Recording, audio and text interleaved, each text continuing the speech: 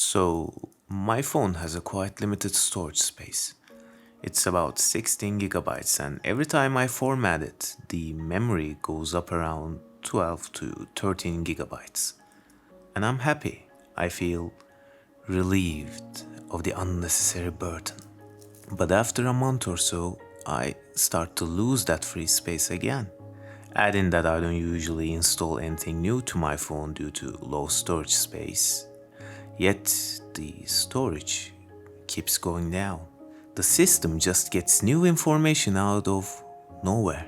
Backups, temps, system files, updates, and so on. Sounds a bit familiar, right? Forgive my analogy, but I think that's basically how our brains, specifically how our subconscious work. Even if there's nothing new in our lives, we get constant info dump out of nowhere, and our waking minds can't seem to hold all those small, minuscule, but impactful details. And they go into the unknown depths of our subconscious, an abyss of information where everything is entwined into each other to create paths, models, patterns for us to follow. And we follow unknowingly. A human being is basically a patchwork made up from countless pieces of events and memories sewn together. As much as we like to think that we have free will and choice in our lives, our subconscious control our actions and emotions in ways we, to this day, can't seem to fully realize. Now, I'm not saying that we don't have free will. In fact, I'm a firm believer of human potential, but I think when it comes to free will, we don't really understand it. We make choices and call that free will, when in fact, most of our choices are usually shaped by our emotional state, mental models, and core prejudices. And when those choices and decisions repeat themselves long enough to create patterns, we call it our personalities. Try to remember a really good or really bad thing that happened to you. See that? You can recall most of those moments with great ease and powerful emotional intensities because something stays. It holds on and creates a home for itself inside our psyche, which, unbeknownst to us, affects our decisions and sometimes shape our whole personality. With that in mind, is free will really involved in this?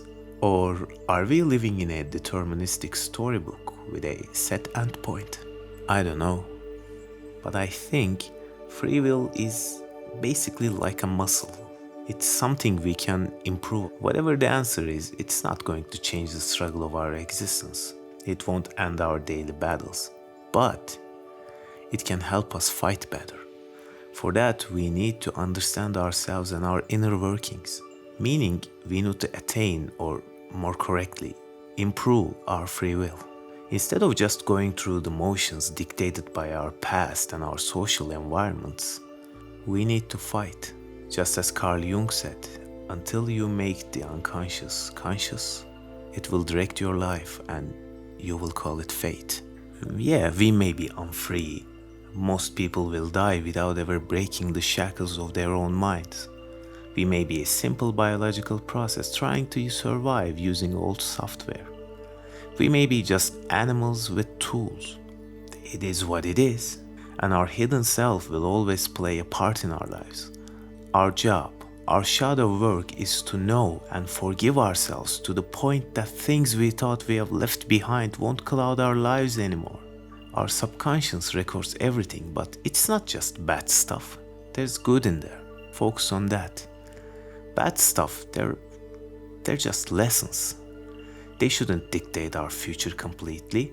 Say you liked a girl or a boy and they rejected you. And to make it worse, it was your first time to ask someone out. That will stay. But life isn't black and white. It doesn't deal in absolutes. I know it feels like that sometimes, and that's how our survival software is trying to protect us. Don't try again and you won't fail, right?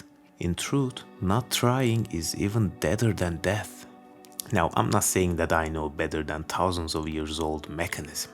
I'm not. But it is old. Most of the time, it still thinks we're in the jungle. We are, but today it's made of concrete. The rules and necessities are much different. In fact, there aren't really any unbreakable rules in human world anymore.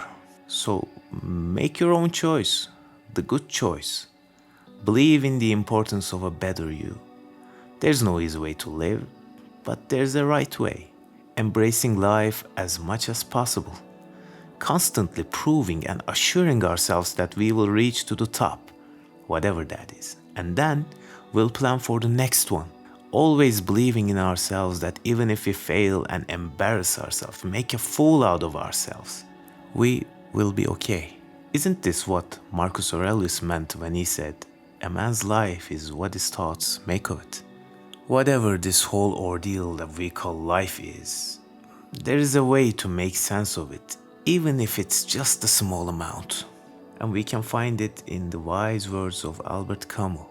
The only way to deal with an unfree world is to become so absolutely free that your very existence is an act of rebellion.